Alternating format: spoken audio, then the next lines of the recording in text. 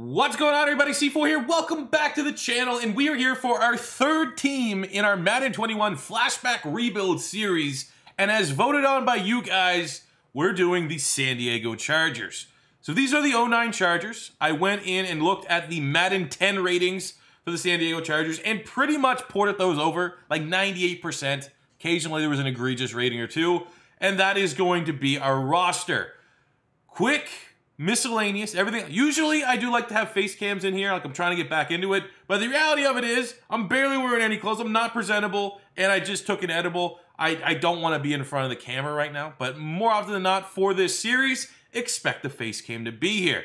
Also, we experimented with the presentation of this series. The Raiders rebuild was 11 videos, 1 video per year. We did the Chicago Bears this week, and that was one big long video, and it still seems like generally it's almost 50-50 split the way people want to see it. And I think the best way to approach it until I have a definitive, like, this is 100% how I want to do it, it'll probably just be spur of the moment. But this San Diego Chargers rebuild is going to be 1 video per. It just makes it a lot easier for me as a channel that does always strive to do daily uploads. I just have 11 videos right here worth of content. That's a week and a half worth of content for you guys. And that is the way that I think a lot of people like to enjoy it and digest it, and it's a little bit different in the world of rebuilds where everything is just one goddamn hour-long video, and I have nothing against that, and I do it myself. It is nice to change the pace up just a little bit. I think a valid argument was, you know, you got a little bit more attached to the players in the Raiders rebuild, like Darius Hayward-Bay and the story of Jamarcus Russell, than we did, say, anyone in the Chicago Bears rebuild. If we did the Chicago Bears rebuild, 11 short videos, maybe Jay Cutler, Devin Hester would have been a little bit more of a meme. So before we get to the rest of the video, guys, make sure you subscribe if it's your first time stopping by. Hit that like button if you're enjoying the Flashback franchise series. I would absolutely love to hit 1,500 likes on this video. And make sure you leave a comment in the comment section below about what team you want to see to be our 4th Flashback Rebuild franchise. So without further ado, let's meet this roster. Let's meet this goddamn roster. And it was stacked. This was a very good roster. When you look at the landscape of Madden 10, which is for the 09 season, this was like the Chargers were legitimately like a fringe top 5 team. We gave Phillip Rivers, he has an 89 overall. Pretty much all the ratings, I think, really outside of, I don't think, like, some guys I didn't make as overpowered. Like on the offensive line, they had like a bunch of guys that are high in the 90s. I just made them like low 90s, high 80s. So we're not super overpowered because it still is a rebuild at the end of the day. But most of the big players, well, not most, all of the big known players have their exact rating. But there was no dev traits back in the day, so I had to kind of improvise. And for Phillip Rivers here, he has an 89 overall. We gave him a star dev. He didn't really have his breakout year. Like if you're looking at the 2009 season where we're starting, in real life, how it played out, Phillip Rivers finished with 4,200 yards, 28 touchdowns, 9 picks. So, you know, Phillip Rivers didn't have some of his best years until he was like in his 30s. So I feel like a star dev is a good spot for Phillip Rivers because at this point in time in his career, he was a good quarterback, but not a great quarterback. But I guess an argument could be made for a superstar. We're just starting him as a star. The running backs were very good. Ladainian Tomlinson is a 94 overall. He's 30, getting a little bit long in the tooth here, but still one of the greatest running backs in NFL history, has his X-Factor rating.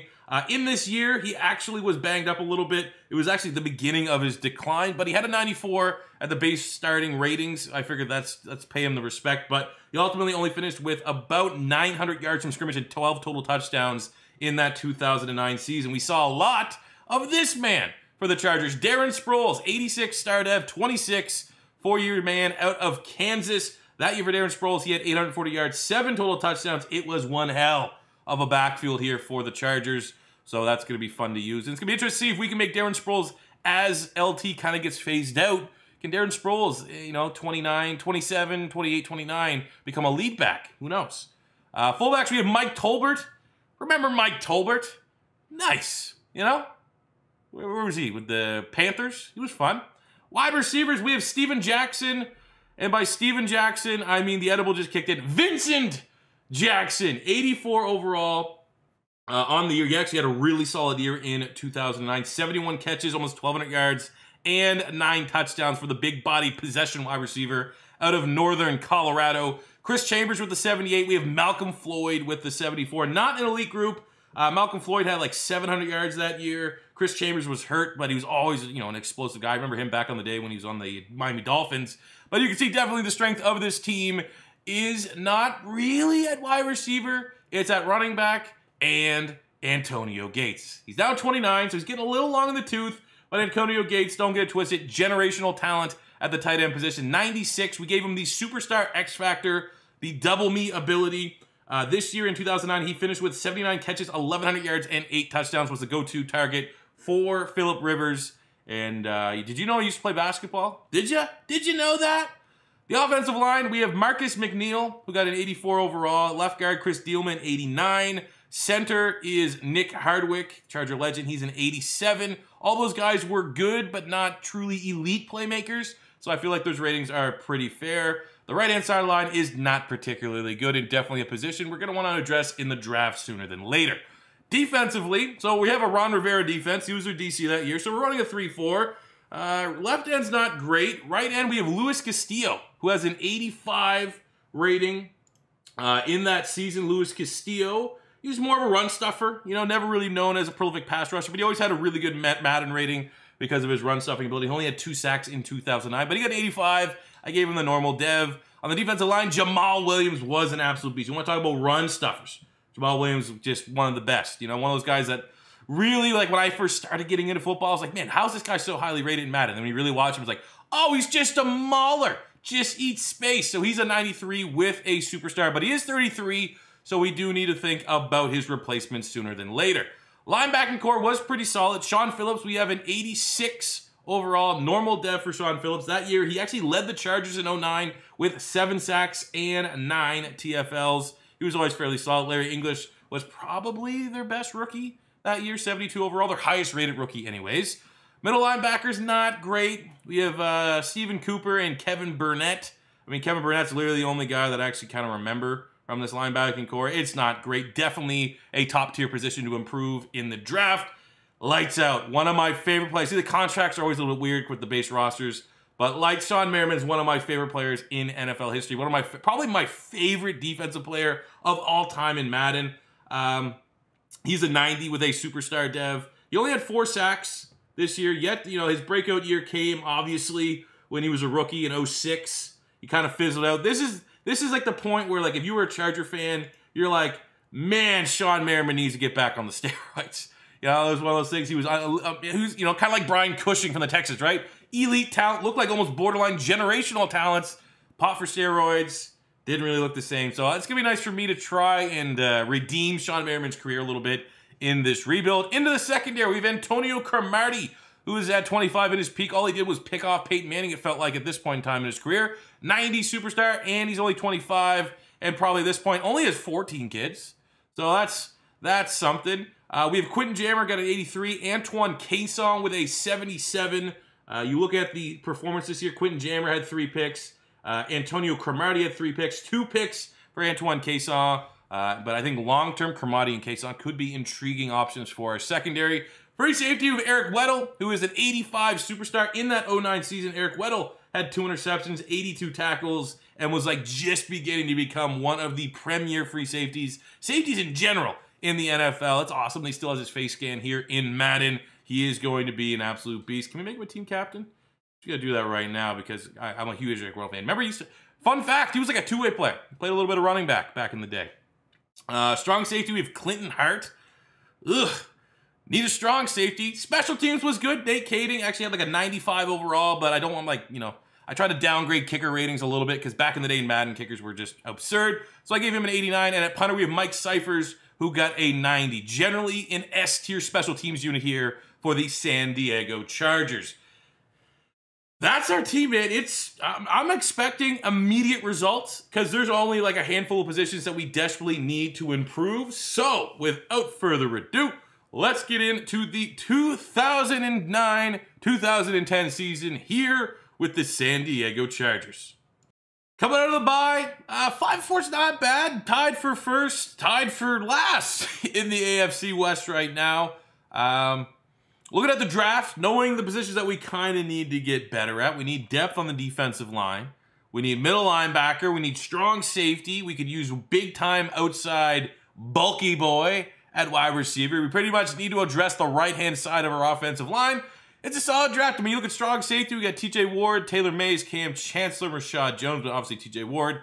fits the scheme fit. And usually when you have names, when known value, known commodities, I will always try to go with the best scheme fit for my team versus, say, the biggest name.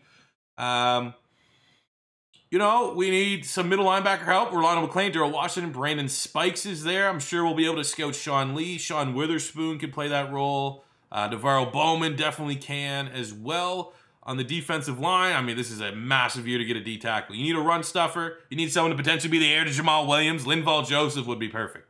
Dan Williams could be good. If Ndamukong Suh or Jill McCoy, they're most likely they won't because those guys are top 10 picks.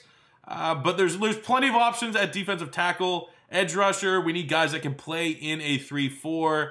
So Brandon Graham, even though he is a scheme fit, little undersized for that. Same with JPP. More along the lines of Audric and Lamar Houston could fit on our front. We're looking for some right tackles. These are guys that aren't scheme fits. We're looking for agile all across the offensive line, which is unfortunate because most of the top players are not agile. But Marquise Pouncey would be a very good pick because we could just slide him over to right guard.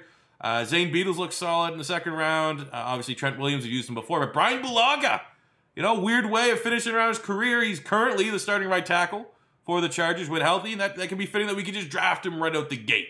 So that's a very nice fit, as he is also a scheme fit. Looking for big-time possession wide receivers as well, outside of Vincent Jackson. Des Bryant kind of fits the bill, right? And while none of these other guys that I have scouted yet are necessarily, you know, the physical trait. You know, Riley Cooper, 222 pounds, 220 for Mike Williams. Eric Decker's almost 220. Brandon LaFell over 210 pounds. These guys would all be scheme fits.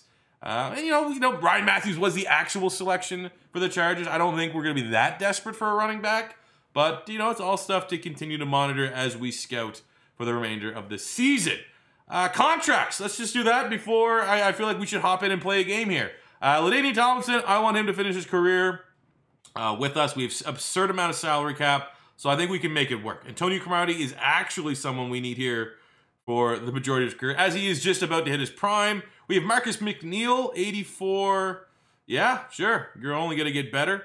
Wants a little bit more money, of course. Jamal Williams, it does not look like there's a lot of depth at defensive tackle if we don't want to spend a premier pick. So it would be good to have him for a one-year deal so we don't have to be forced to draft a D tackle or overdraft a D tackle. Chris Dealman, let's try to get you a contract. He will take it. I think Quentin Jammer. Bring some name value to the secondary still for me. I remember Quentin Jammer. I wouldn't bring him back on a one-year for sure. Malcolm Floyd does have the depth trait, but there's no way I'm paying him that. That's a disgusting amount of money. So yeah, we'll come back to the table for Quentin Jammer, Jamal Williams, Marcus McNeil, and LT, and we'll make him happy. So, it's about time we played a game, a nice divisional game. Winner may very well be first place in the AFC West. It is going to be Phillip Rivers and the San Diego Chargers taking on, let's see what Denver has really quick. Oh, it's that Brian Dawkins here. They got Brandon Marshall, Doomerville, Champ Bailey, Tyler. All right, so they just have a senior citizen squad. We should absolutely mop the floor with them. Oh. Kidding me? You kidding me? Look like one of the mutton plays of the week. You kidding me? Ladainian Tomlinson, 75 yards. Let's go. There we go. Chris Chambers wide open. Got big speed, big acceleration, and we're in Denver Broncos territory. Oh, we got him on the play action. Got him on the play action. There's the best tight end in the National Football League, Antonio Gates, extending the Chargers lead to 14. Oh my God. All rookie difficulty. It's all rookie difficulty when you're goddamn Ladainian Tomlinson. He's goated.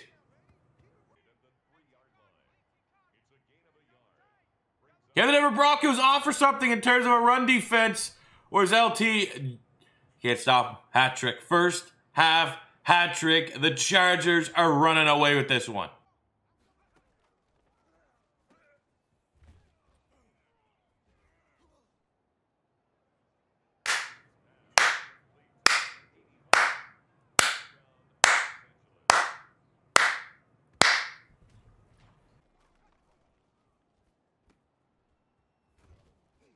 Oh, this one's over. And still Vincent Jackson's looking for skulls. He's just looking for heads to crack. Kids want 60. The kids want 60. Get the touchdown there. Darren Sproles. I don't know. We've run that like 6 times. It's super cheesy. Oh, I don't think we can get 60. But we got 59. I actually have no idea what the difficulty is. That felt like all rookie. But I'll take it in the battle of the AFC West. As the Chargers go to 6-4 on the year. And we're feeling good. Get some final stat lines here. Yeah, I probably wasn't on, probably weren't playing on all Madden. Just put it that way. 200 yards LT, perfect game from Phillip Rivers. We'll take it. At the end of the first season, we made the playoffs 11-5, number 3, 2 or 3, we're the 3 seed. Now again, not shocking. Very good team. Prime Antonio Gates, prime Ladainian Tomlinson, near prime Phillip Rivers, and a really good offense. I would have been upset if we didn't make the playoffs. We got an AFC West title here in the 2009 season. Statistically speaking, Phillip Rivers was solid. 3,900 yards, 32 touchdowns to 8 interceptions, 71% completion percentage. We got almost 1,400 rushing yards, 11 touchdowns from LT, 570 and 5 there from Darren Sproles. Love seeing Mike Tolbert get after it. Don't really know what to make of 5 rushing touchdowns for Phillip Rivers. If we could just add those to say Mike Tolbert, that would have been fine. Receiving, we got 74 catches, 865 and 7 from Vincent Jackson, 8 and 6 from Antonio Gates, almost 8 and 6 from Darren Sproles out the backfield. No crazy, reception numbers. We are a run-first team. Defensively, Kevin Burnett led the team 109 tackles. We got 15 sacks. Lights out! Sean Merriman, 12.5 from Luis Castillo, which is like a career number for him. Interceptions, 2 for Antonio Cromartie. You should be able to, go bang out 2 more kids on just celebrate the year. 2 for Quentin Jammer, a couple singles. Overall, we had the 3rd offense in the National Football League. Defensively, probably top 10. 6. Nice. Yearly awards MVP went to... Well, at least we know Jay Cutler wasn't a fluke when we were the Chicago Bears. Phillip Rivers coming in number 7 for the MVP. Vince Young is your Offensive Player of the Year. Phillip Rivers coming in at 5. LT at 8. Defensive Player of the Year went to Paul Posluszny, the man with the thickest neck ever seen. Sean Merriman coming in at number 7. Offensive Rookie of the Year went to Mark Sand. He won MVP and Offensive Rookie of the Year. Unbelievable. Oh, shout out to a rebuild, flashback rebuild legend, DHB coming in at number 10. Defensive Rookie of the Year went to Brian Cushing. We all know he's on the sauce. Best quarterback went to Sanchez. LT is the best running back. Sean Merriman is the best linebacker. Nate Kading's the best kicker. So we have the team success. We have the individual success here with the San Diego Chargers. And let's see what we can do if we can parlay all of that into a decent playoff run. We do know the Chargers they tend to be a very good sim team. Hopefully, when we control the Chargers, that same luck continues. We open up with the first score of the game. Beautiful touchdown. Indianapolis able to equalize, tied up at 7. Pretty sure 2010, they would still have Peyton Manning, right? That's all they had for the brand Pat McAfee. It's tied up at 10 in the second half. Everything to play for. Chargers go all the way down the field, get a opening second half touchdown, opening drive there. 17-10. Defense is playing well. We trade touchdowns 24-17. End of game, just burn the clock. We got Ladainian Tomlinson. It's what he does best. And the Colts fall to the Chargers. Peyton Manning cannot outduel Phillip Rivers. Over 100 yards on the ground for Ladainian Tomlinson as the Chargers are moving on to the AFC divisional round, beating the Indianapolis Colts 24-17. Divisional, we got the Jaguars. Jacksonville Jaguars are going on a playoff run. Anything is possible. As Jags get a turnover there and able to capitalize, put in points, and they're up 3 scores. Come on, Phillip. Phillip Rivers, always a good wild card quarterback, and he's always kind of peaked from then. I remember back in the day, too, I actually kind of liked the Chargers, and it always felt like every year before a playoff run, their team would get decimated due to injury, and that kind of reputation's always stuck with the Chargers. Always seemed like they're an injury-prone team. But I just remember, I always felt like when the Chargers, man, they might have a legit shot this year. LT would be hurt. So it's just, it's not what you're looking for. But here we go. It's a 1 score. Defense gets a stop. We have a $1.49 for Phillip Rivers to go win this game. And look at that, marching down the field. We didn't get the onside. He showed fight. Phillip Rivers Almost 84% completion percentage for David Carr. David Garrard. Sorry, not David Carr. David Garrard. Not Byron Leftwich. David Garrard. 84% completion percentage. You simply cannot have that happen. Solid game for Phillip Rivers. Vincent Jackson had a huge game. 11 catches, 128 yards. But unfortunately here to close out the 2009 season, we did make the playoffs, which is good. But we lost to the Jags, which is pretty bad. And before we get into free agency, look at that. Jay Cutler and the Bears. It wasn't just the fact that I was controlling them last year. Jay Cutler and the Bears are just a dynasty. There's no other way to cut it. What do you got for contracts here? Anyone that I even really... What? I guess there is the weirdness of taking over a roster. Like, I didn't have it. Like, I didn't know these guys were free agents. Darren Sproles and Sean Merriman. What the... All right. Sean Merriman, I'm pretty much going to pay you whatever you want. I'm going to give you, like, enough money that you're not going to hit the open market. There we go. $97 million. Thank God. That would have been frustrating, losing them just because they popped up at the offseason for new contracts. So, depth traits. Let's see if we went up any depth traits on our team before we get into free agency, which is probably not going to be super heavy anyways. Just going to kind of go through the motions there.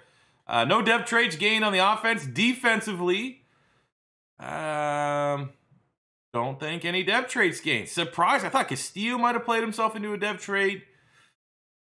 Maybe Burnett with his tackles. Okay. All right, let's get into free agency.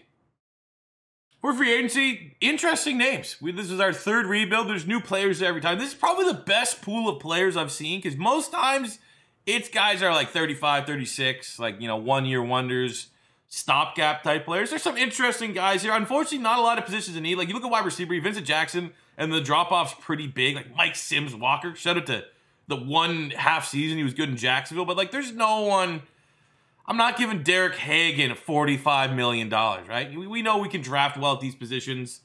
So we're going to look at DeQuell Jackson, though, at middle linebacker. 73 with a start depth, only 26. So he's going to be a starter, and at least it gives us one less position we have to absolutely address because we run that 3-4, so we need 2 middle linebackers. So, you know, we'll take it. DeQuell Jackson, hopefully he picks us over Pittsburgh and the Super Bowl champion Chicago Bears. Very nice. Landed the middle linebacker who... was really, really productive. Where was he? With the Colts and the Bears, I think, when he's playing his best football. All right, I'm in no rush, so I'll be able to leave us here at pick 26 in the 2010 draft, and you guys can vote on who we're going to bring in because, you know, like I said, no rush. Got to work on some Patreon content. Check out my Patreon if you want to see a whole bunch of extra additional perks, and it's a good way to go above and beyond to support the channel. I'm getting ready to finish out my quarterback rankings. It's like a slideshow that I'm uploading exclusively to there. But let's look at our team. Where do we need to get better here? We could absolutely use a wide receiver. Kasim Osgood and Nene and Mike Sims Walker. Like, yeah, we have one legitimate wide receiver on the roster. We also definitely could be looking at a right tackle. And a younger tight end. Like, we need... I mean, you know, Gates is all time. But, like, it's never too early to start thinking about getting his successor. But absolutely, when we look at offense, wide receiver, we could obviously use 2 wide receivers and a right tackle. And then you flip to the defensive side, you know, defense. We need an edge rusher that could fit in a 3-4, so we'll be looking probably more so at defensive tackles. We could be looking at a corner because Quentin Jammer, while he's still solid, he's 31. We can look at a strong safety. We can look at another middle linebacker. Plenty of areas for us to go. So the board at 26 goes as such, especially for positions in need. So we need wide receivers. Golden Tate's there. We've already used Golden Tate. I wouldn't be against getting for how badly we need a wide receiver right now. AB's there a little bit later. It's just not a great draft.